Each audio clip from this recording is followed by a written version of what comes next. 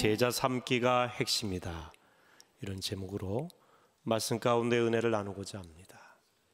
아르헨티나의 후안 카를로스 오르티즈라고 하는 목사님이 제자입니까? 이런 책을 쓰셨습니다. 한동안 우리나라에서도 베스트셀러로 굉장히 많은 분들이 읽고 감동을 받은 책이기도 합니다. 지금도 이 책에 영향이 있는데요. 이 책에 보면은 이 오르티즈 목사님이 교회에 부임해서 있었던 이야기를 담고 있습니다. 처음 부임해서 교회 가보니 교인들이 184분이더랍니다. 열심히 목회해서 2년 만에 교인이 600명가량이 되었어요. 근데 너무 분주한 겁니다. 마치 184명의 아이들에게 젖병을 물려준 그 일을 600명의 어린 아기에게 하는 것과 같이 3배 이상이나 일이 많아지고 분주해졌습니다. 나름대로 목회 열심히 한다고 생각했는데 너무 힘들고 분주한 가운데 시간을 내서 기도원에 올라갔어요. 하나님께 기도했습니다. 내가 올바른 방향으로 가고 있는지, 나름대로 자신은 열심히 목회했는데 하나님께 칭찬받을 수 있는 그런 생각을 가지고 올라와서 기도를 합니다. 근데 기도하는 가운데 하나님께서 주시는 깨달음이 있습니다. 하나님께서 이런 깨달음을 주십니다. 너는 교회를 마치 회사를 운영하듯이 운영하고 있구나. 너는 교회가 잘하는 줄로 생각하지만 잘하는 것이 아니라 살쪄가고 있는 것이다. 오르티즈 목사님은 자신이 목회를 잘해서 교회가 부흥되는 걸로 생각을 했답니다. 하지만 하나님은 성장하는 것이 아니라 살찌고 있다는 것입니다. 건강하지 못하다는 것이죠. 교인 수는 많은데 영향력 없는 교인들이 많은 것은 살찌는 것, 즉 영적 비만이라고 하는 이야기입니다. 하나님께서 원하시는 것은 큰 교회가 아닙니다. 많은 무리가 아닙니다. 하나님은 제자를 원하십니다. 구경꾼이 아니라 예수를 따르는 제자가 하나님이 원하시는 사람입니다. 예수님 당시에 예수님 주변에는 많은 사람들이 있었습니다. 예수님의 기적을 보고 환호합니다. 예수님이 병을 고칠 때 놀랍니다. 예수님이 말씀하실 때 와 하고 반응합니다. 이런 말씀이 있는가? 은혜도 받습니다. 그런데 성경은 이런 사람들을 허다한 무리라고 표현합니다. 허다한 무리는 제자가 아닙니다. 이 허다한 무리가 나중에 예수님을 환영하고 좋아하고 환호했던 이들이 나중에는 배반하고 예수님을 십자가에 못 박으라고 하는 목소리로 변질되게 됩니다. 교회 안에서도 허다한 무리가 있죠. 교회는 나오지만 주님을 위해 희생하지 않는 사람은 허다한 무리가 되는 것입니다. 주님은 구경꾼 교인을 원하지 않으십니다. 단지 주일만 지키는 교인이 되기를 원하시지 않는다는 것입니다. 주님은 여러분이 주를 위해 희생할 줄 아는 제자가 되기를 원하십니다. 예수님은 공생애를 시작하시면서 하나님께 먼저 40일 금식 기도로 시작하셨어요. 그리고 예수님께서는 제자들을 불러 함께 일하셨는데 제자를 택하실 때도 밤새 하나님 앞에 기도하고 택하셨습니다. 예수님이 제자들을 선택하신 기준은 세상과 달랐습니다. 세상적으로 뛰어난 제자들이 아닙니다. 예수님은 낮은 자를 들어 높이시고 약한 자를 들어 강하게 하시고 없는 자를 들어 풍성하게 하시며 무식한 자를 들어서 하나님 나라의 비밀을 알리시는 분입니다. 예수님은 당시에 별로 인정받지 못한 사람들을 택하심으로 누구든지 예수의 제자가 될 수 있다는 것을 보여주셨습니다. 오늘날로 말하면 대학 나오지 않아도 예수의 제자가 얼마든지 될 수 있습니다.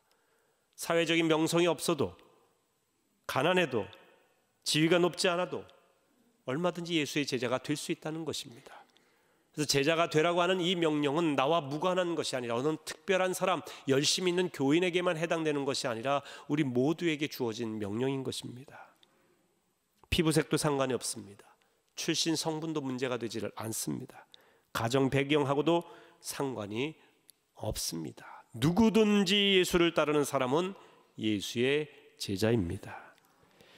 예수님은 세상에 계신 동안 책 한 권 남기시지 않았습니다. 큰 교회를 물려주신 것도 아닙니다. 예수님의 유일한 유산은 제자들입니다. 너무나 평범한 제자들, 그들만 남기셨어요. 예수님의 공생의 사역의 대부분이 제자들을 가르치는 일입니다. 병을 고치고 많은 청중들에게 말씀을 전하고 천국 복음을 전해서 예수 믿게 하는 일 중요했지만 예수님께서 핵심 중에 핵심 사역으로 하셨던 일은 제자들을 가르치는 일입니다. 그리고 마지막으로 제자들에게 부탁한 일이 있는데 그것이 오늘 본문에 나오는 이 말씀입니다. 가서 모든 민족을 제자로 삼으라. 가서 모든 민족을 제자로 삼으라.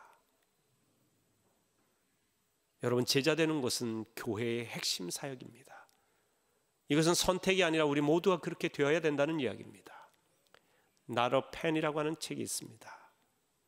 우리말로 팬이냐 제자이냐 이렇게 번역이 되었죠. 이 책의 핵심 내용은 예수님을 팬으로 따르지 말고 제자가 되라고 하는 것입니다. 팬이라고 하는 것은 누군가를 열정적으로 좋아하는 것을 말합니다. 요즘 동계올림픽이 이제 오늘 폐막식을 앞두고 있는데 선수들이 잘해서 그 선수들을 열광하며 응원하는 팬들이 있지 않습니까? 선수들이 금메달을 따거나 메달을 따면 팬들의 성원을 힘입어 제가 이렇게 메달을 따게 되었습니다, 이렇게 소감을 이야기하기도 하죠. 자기가 좋아하는 선수들의 이름을 연호하며 응원합니다.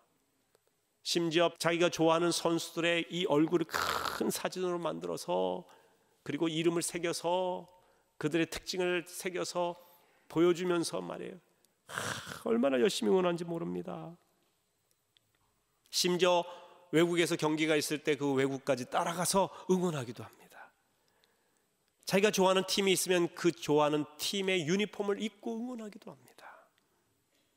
근데요, 고함을 지르며 응원은 하지만 팬들은 자신들이 직접 경기에 나서지는 않습니다. 오히려 팬들은 요구하는 게 많아요. 사인을 요구하기도 하고 사진을 찍자고 하고 소장품을 달라고 하기도 하고요.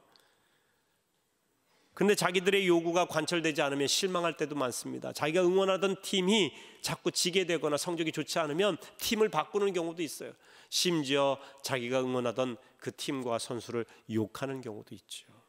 과거나 지금이나 예수님 주변에는 팬들이 많습니다. 허다한 무리들이 열광하지 않습니까? 그 허다한 무리가 팬이에요. 예수님을 싫어하지 않았습니다. 처음엔 좋아했습니다. 심지어 예수님이 예루살렘으로 입성하실 때에 사람들이 종려나무 가지를 흔들면서 호산나 호산나 다윗의 자손이 하면서 예수님을 얼마나 환영했습니까? 심지어 예수님께서 어린 나귀를 타고 지나가실 때 그 밑에 자기들의 겉옷을 벗어서 마치 왕처럼 모셨어요. 팬들은 그렇습니다.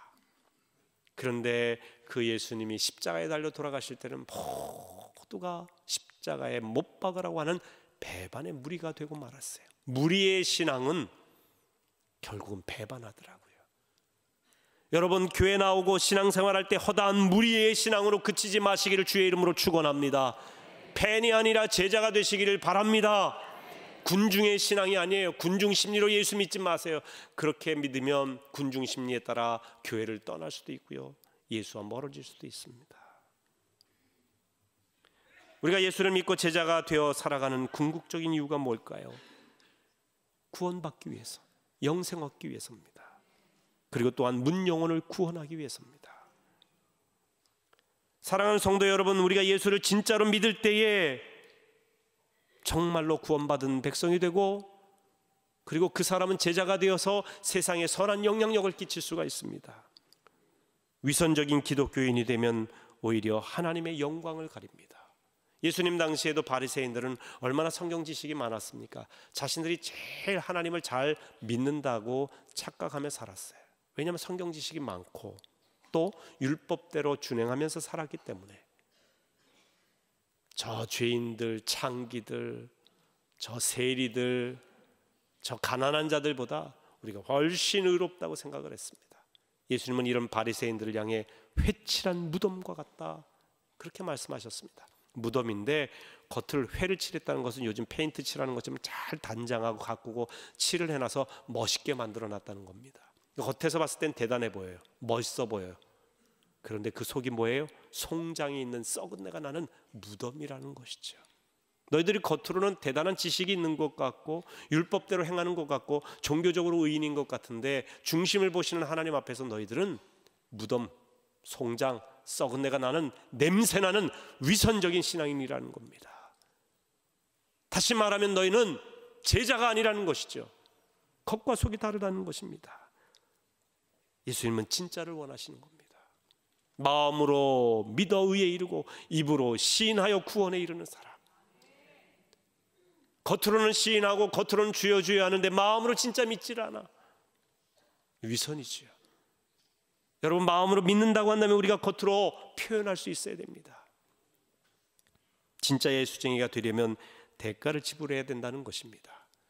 가수나 스포츠 선수들을 열광하는 팬들은 그들을 위해 환호는 하지만 그들이 치렀던 대가는 치르지 않습니다. 여러분, 유명한 가수가 한 곡을 히트시키기 위해서 그 곡을 얼마나 많이 부르는지 아십니까? 연습하고 또 연습하고 수천 번을 반복해서 부른다고 합니다. 얼마나 하나하나 음정과 박자를 위해서 노력하는지 몰라요. 선수들이 세계적으로 유명한 선수가 되고 금메달을 따기 위해서 지옥 훈련을 거칩니다. 피나는 노력을 하는 것입니다. 저는 이번에 동계 올림픽을 보면서 물론 메달 색깔도 중요하지만 저는 그 한 선수가 그 전 올림픽에서도 메달을 땄는데 4년 동안 또 훈련해서 또 메달을 따고요. 그 선수가 또 4년 동안 해서 3연패를 하는 선수들, 8년간의 노력이라고 하지만 그 전에 올림픽에 메달 따기 위해서 그 전에 얼마나 노력했겠어요. 10수년간을 노력했을 겁니다. 그러니까 10수년간을 정상을 차지하면서 노력하는 선수들을 보면 마음에서부터 찬사가 나오게 돼. 야, 쉬고 싶을 텐데, 놀고도 싶을 텐데, 이제 내려놓고 싶을 텐데, 저 지독한 지옥 훈련을 계속해 나가는구나. 또 하고 또 하고. 그 영광에, 그 노력의 끝에 영광이 있는 것이죠. 그러니까 자기가 그 마지막 메달을 얻기 위해서 희생하고 대가를 치른다는 겁니다. 팬들은 안 그래요. 우리나라 여자 컬링 선수들 인기가 대단하죠. 영미, 요즘 이게 이제 아주 유행어가 됐어요. 이제 끝났어요. 끝났어. 그런데 많은 분들이 그런 이야기를 하더라고요. 이 동계올림픽 때는 막 팬들이 환호하고 그러다가 이젠 끝나고 나면은 과연 그 인기가 유지될 것이냐, 또 그렇게 환호해 줄 것이냐 하는 것이죠. 비인기 종목이기 때문에. 물론 인기 있는 종목들 오래 갈 수도 있지만 그러나 끝까지 가지 않더라고요. 팬들은 늘 변해요. 왜? 선수도 변하기 때문에. 그런데 제자는 변하지 않는 거예요. 끝까지. 여러분, 신앙이라고 하는 것은 까지의 신앙이에요. 따라 하실까요? 끝까지. 최후 승리 얻기까지, 죽기까지, 하나님 나라 갈 때까지. 여러분 잊지 마세요. 제자는 까지의 신앙을 가진 사람이에요. 끝까지 가야 돼요. 그럼에도 불구하고 끝까지. 조건이 좋아서만 따를 수 있나요? 우리가 예수를 따르는 일에 조건 좋았던 적이 어디 있습니까? 우리의 환경이 어렵고요. 때로는 우리가 살다 보면 직장에서 어려움도 있고, 사업에 실패도 하고, 가정에 갈등도 있고, 자녀들이 속을 썩이기도 하고, 내 마음속에 깊은 좌절이 오기도 하고요.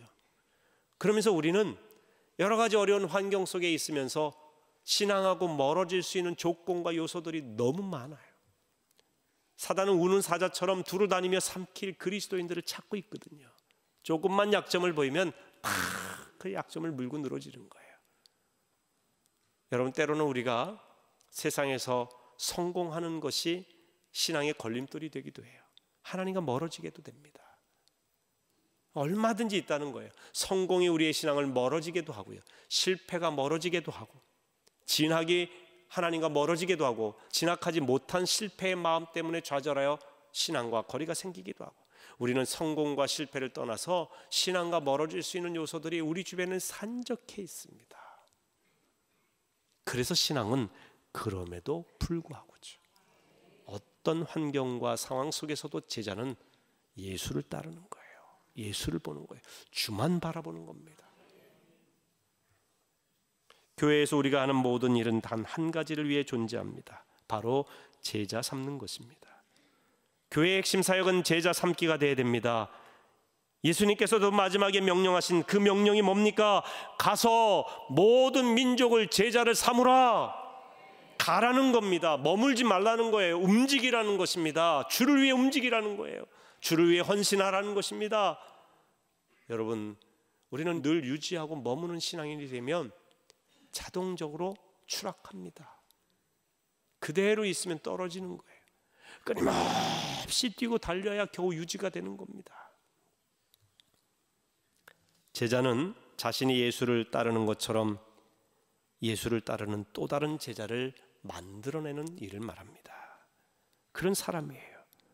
로버트 콜먼의 주님의 전도 계획이라고 하는 책에 보면 이런 내용이 나옵니다. 모든 교회의 성공 기준은 얼마나 많은 새 이름을 교인 명부에 올렸느냐에 달려있는 것이 아니다.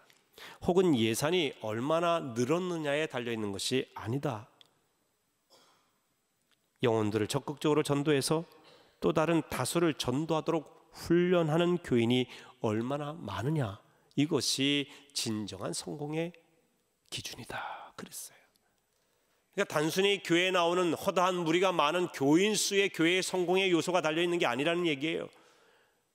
예산이 많아서 우리 교회 예산 많다, 이것만 자랑하는 교회가 되어서는 안 된다는 겁니다. 교인들이 자기가 예수 믿은 것에 끝나지 않고 그 예수 믿은 제자가 또 다른 제자를 만들어내는 그 열정을 가진 사람들이 얼마나 있느냐, 제자 삼기 위해서 헌신하고 달리고 노력하는 사람이 얼마나 있느냐에 따라서 그 교회의 건강의 기준, 성공의 기준을 영적으로 분별할 수 있다는 것이죠. 성경은 교회를 세우라는 명령보다 제자를 삼으라는 명령이 훨씬 더 강력하게 우리에게 주어지고 있습니다. 제자들이 모이면 자연히 교회가 되지 않습니까? 그러니까 교회를 세우는 게 우선이 아니에요. 제자를 만드는 게 우선입니다. 그 제자가 교회를 세우고 그 교회가 사회를 변화시키는 것입니다. 그러나 제자가 아니라 허다한 군중들로 가득한 교회는 사회를 변화시킬 수 없을 뿐만 아니라 잘못하면 내부적으로 타락하게 되는 것입니다. 오늘날 한국교회의 문제는 건물의 크기나 성도 수의 문제가 아닙니다. 제자와의 실패해 가고 있다는 문제인 것입니다. 우리 교회는 생명을 살리는 건강한 공동체라는 슬로건을 강조합니다. 생명을 살리는 사람이 바로 제자입니다. 그러므로 우리는 생명 살리는 사람, 제자가 되는 것이 우선입니다. 그런데 제자는, 진정한 제자는 자기가 구원받는데 그치지 않는다는 거예요. 제자를 삼는다는 것입니다. 제자는 예수 그리스도로 인하여 자신의 생명이 살아난 사람이요 또 다른 사람의 생명을 살리기 위해 헌신하는 사람을 말합니다. 전도하고 선교하는 것도 결국 제자 삼으려고 하는 것입니다. 유명한 선교회인 내비게이터의 창립자인 돌슨 트로트만이라고 하는 분이 계십니다. 그분이 선교사님들에게 이렇게 얘기합니다. 당신이 전도해서 지금 예수를 위해서 살고 있는 사람들이 얼마나 됩니까? 솔직히 해외로 나가 외국어를 배울 준비는 되어 있지만 예수 그리스도와 동행할 영혼을 그동안 단 한 명도 건지지 못한 이들이 대부분입니다. 무슨 이야기냐면요, 선교사가 되어서 외국에 가서 화려하게 외국어 배우고 그 외국어를 하면서 그들에게 정말 복음 전하는 것 중요하다는 거예요.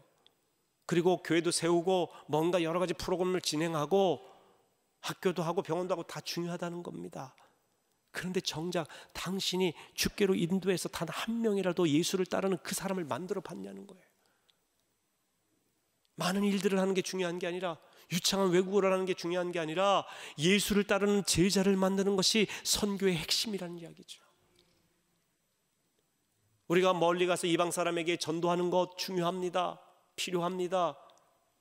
주님께서 가라는 명령은 온 세계 열방을 향한 것이기 때문에 우리는 온 세계를 가면서 그 사명을 감당해야 됩니다. 그런데 우리가 가라고 하는 것은 꼭 세계 모든 곳을 말하는 게 아니라 가까이에 우리 가정으로 가라고 하실 수도 있고요, 학교로 가라고 하실 수도 있고, 직장이 우리가 가야 될 곳일 수도 있습니다. 그러니까 여러분이 지금 디디고 있는 가야 될 그 곳에서 여러분들이 과연 제자를 만들고 있느냐 하는 그 이야기입니다.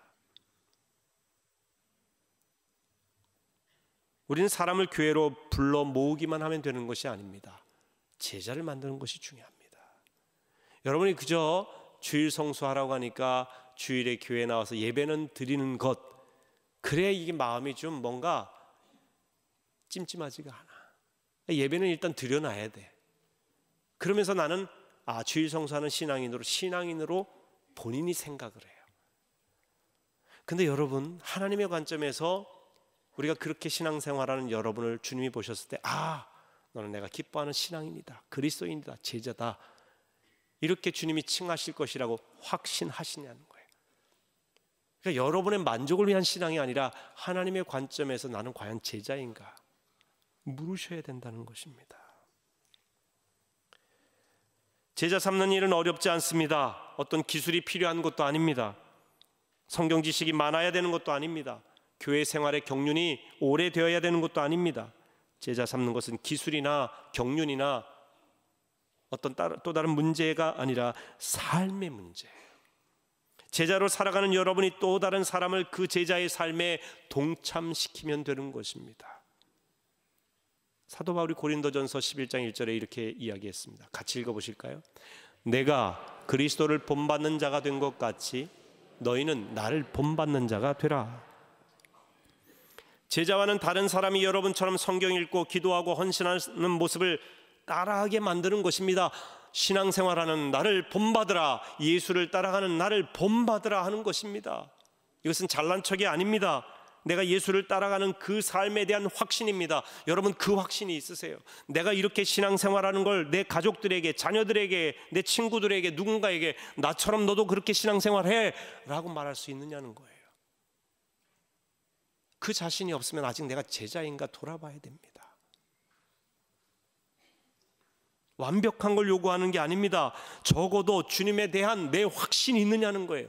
주를 따라가는 이 삶이 얼마나 중요한지에 대한 확신, 그분을 따라 살아갈 때 내 인생이 얼마나 영적으로 유익이 있고 영원한 생명이 있고 구원의 확신이 있는지에 대한 그 확신을 이야기하는 것입니다. 내가 그 확신이 있기 때문에 예수를 이렇게 따르니 당신도 나를 본받으시오, 자녀들에게 너희들은 나를 본받아라 말할 수 있느냐는 겁니다. 저는 목회하면서 참 때때로 여러 가지 기쁨과 감사와 감격도 있지만 하나님 앞에 나는 혹시 책망받는 불충성한 종은 아닐까 돌아보게도 됩니다. 왜? 우리 교인들에게 제가 설교할 때 과연 이 교인들이 제자가 되고 있는가? 이 교인들의 영혼이 다 하나님 앞에 살아나는 영혼이 되어서 영원한 생명으로 모든 교인들을 인도하고 있는가? 나는 그렇게 설교하고 있는가? 제 설교에 대해서도 늘 묻습니다. 내 설교를 통해 제자를 만들어내고 있는가? 내 설교는 생명을 살리고 영혼을 구원하는 설교인가? 아니면 사람들의 귀를 즐겁게 하는 그런 인간적인 설교인가? 인기를 얻으려는 내 만족의 설교는 혹시 아닐까? 사람들이 칭찬하는 그런 설교를 하기 위해서 나는 노력하고 있지 않을까? 주님이 원하시는 설교, 생명 살리는 설교, 제자 만드는 설교, 때로는 아프고 괴롭고 정말 그 교인들의 마음을 후벼 파는 아픔이 있을지라도 그들을 회개시키고 주님 앞에 눈물을 흘리고 제자로 살아가기로 결단케 하는 그런 메시지를 전하고 있는가? 혹시 이런 메시지 전하면 싫어할까? 교회를 떠나지 않을까? 계속해서 제게 질문을 합니다. 저는 주님 앞에 충성된 종이 되기를 원합니다. 전 여러분이 한 생명도 빠트림없이 하나님 나라 백성으로 주의 제자가 되어서 영원한 구원받는 하나님의 백성으로 이 땅에서도 살고 그렇게 구원받기를 간절히 축원합니다. 저는 그래서 설교하는 거예요. 저는 매주 그 일을 위해서 여러분에게 설교합니다. 여러분의 신앙생활하는 그 삶의 길이 녹록지 않다는 걸 잘 압니다. 오늘날 이 세상은 정말로 신앙생활하기 어려운 많은 영적인 싸움을 해야 될 환경 속에 있습니다. 그래서 그럼에도 불구하고 나가자고 말씀드리는 거고, 그래서 끝까지 믿음의 길을 가자고 여러분에게 선포하는 것입니다. 그런데 적당한 신앙으로는 결코 이길 수 없으니 제자가 되어야 된다. 제자가, 주의 제자가. 설교하는 저뿐 아니라 모든 그리스도인은 제자 되고 제자 삼는 일에 초점을 맞춰야 됩니다. 다양한 은사를 통해 다양한 일들을 감당합니다. 하지만 목표는 오로지 하나, 예수의 제자가 되는 것입니다. 미국의 어떤 교회 목사님이 집회에 가셔서 이 소방관과 소방차가 하는 일에 대해서 설명을 합니다. 사람들에게 이제 특히 소방차가 어떤 일을 하는지 설명하기 위해서 사람들을 나오도록 했어요.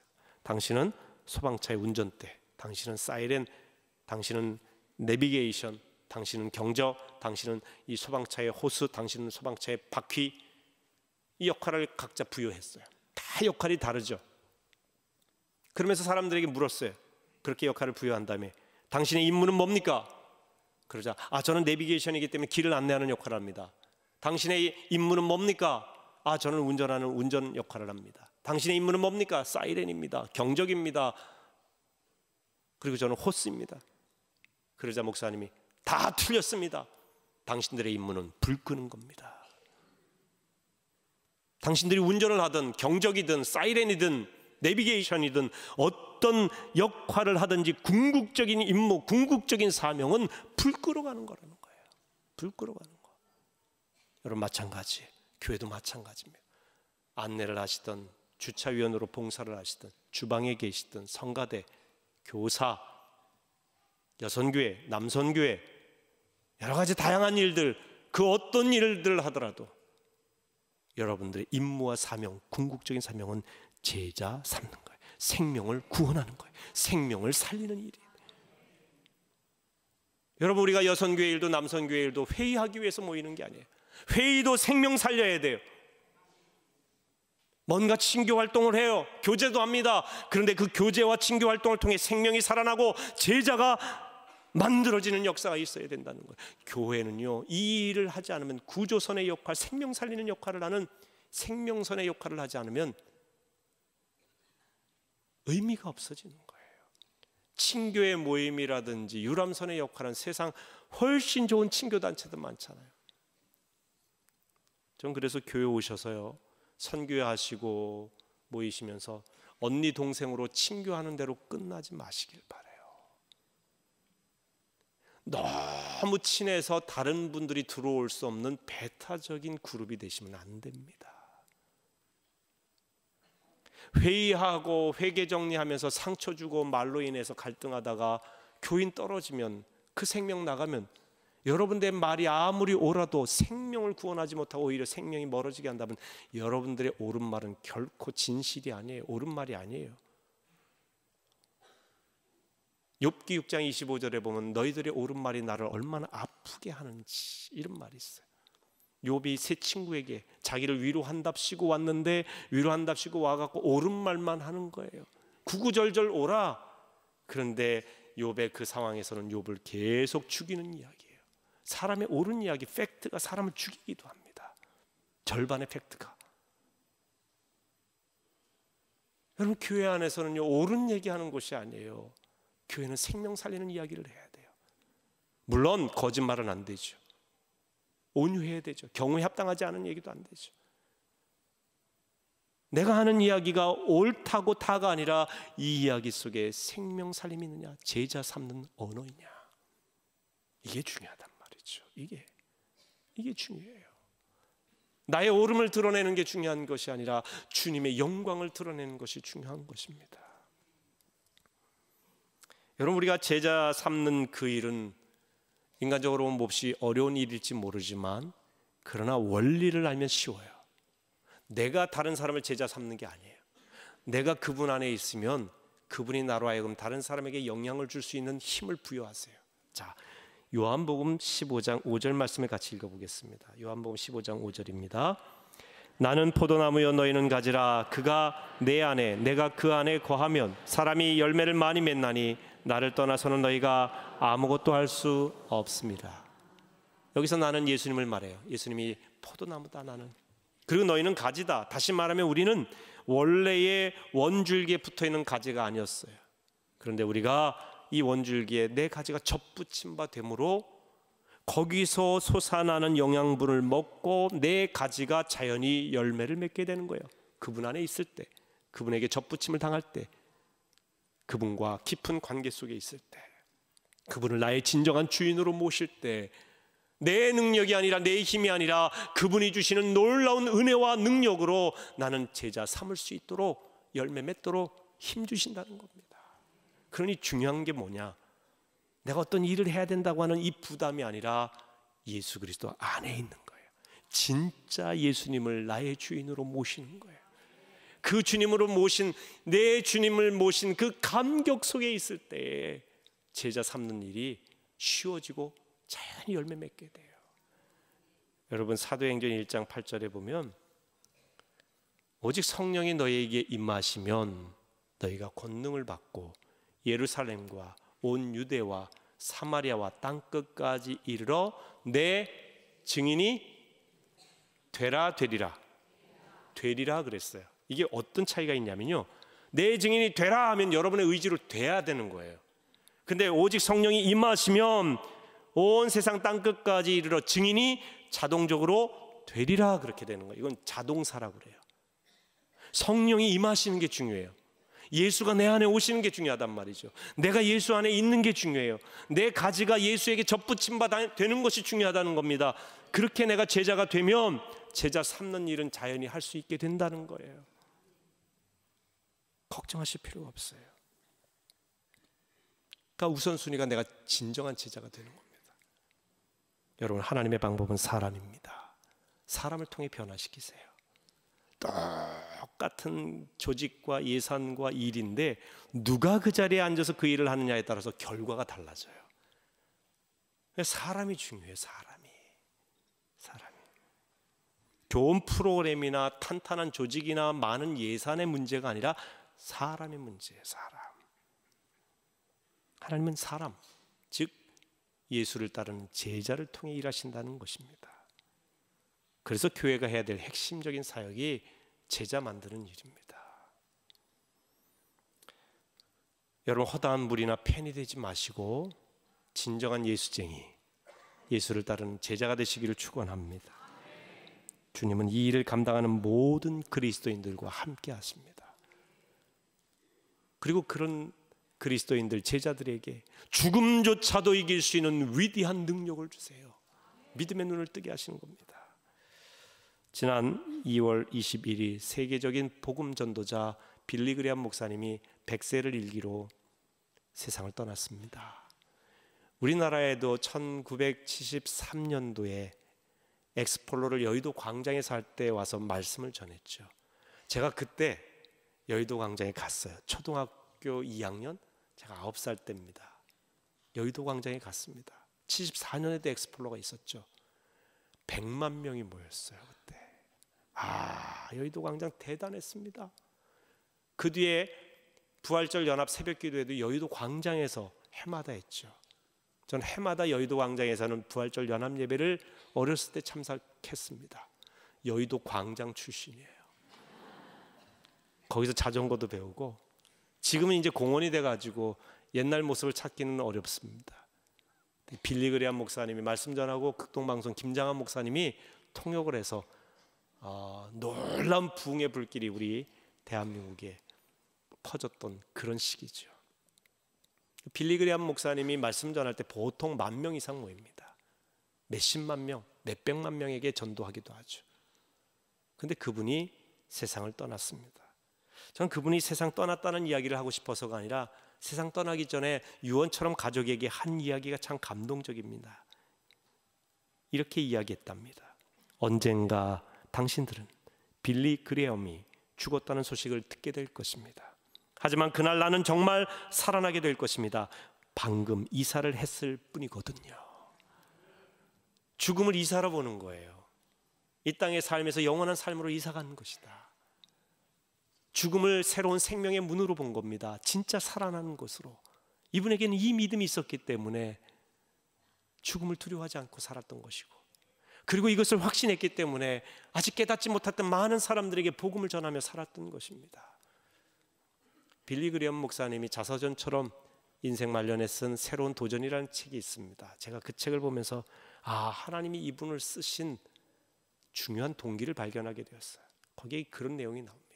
이분은 이렇게 기도했대요. 하나님, 제가 수만 명, 수십만 명, 수백만 명에게 복음을 전하는데 그 많은 영혼들에게 복음을 전하는 것 때문에 한 영혼의 소중함을 잃어버린다면 저를 데려가십시오. 한 영혼의 소중함을 잃어버린 전도자는 주님 앞에 필요 없습니다. 주님이 원치 않으시는 존재입니다. 그러니까 그렇게 많은 영혼들에게 복음을 전하지만 한 영혼에 대한 소중함을 잃어버리지 않게 해달라. 그렇게 하나님 앞에 기도했어요. 그래서 쓰임 받으셨구나. 한 영혼이라도 주님의 제자 삼고 한 영혼이라도 살려서 하나님 나라 백성 삼으려고 했던 그는 죽음조차도 두려워하지 않는 진짜 진정한 세계, 영원한 주님의 품에 안식하신 겁니다. 죽음은 세상에서 하나님 나라로 이사한 것이죠.